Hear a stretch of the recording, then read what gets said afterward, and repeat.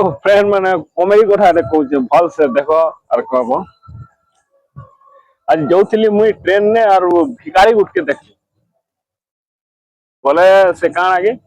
पठान लोग गोटे थिला बोले ताके क्या बोलला भीख मांगला जे सुनो भर दो झोली मेरे रहमत दर से जाऊं ना तेरे में काली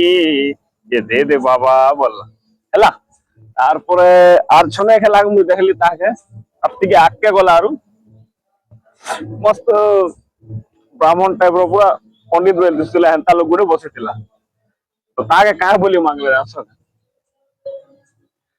राम सिया राम जय जय राम दे बाबा बोला मुई देखली रे मने मने अच्छी असली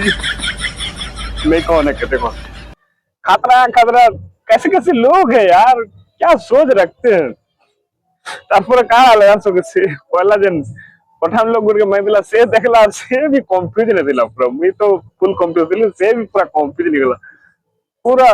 खतरा आने का तो भी देखी दी बंदे वाला कमेंट करबर कहबो।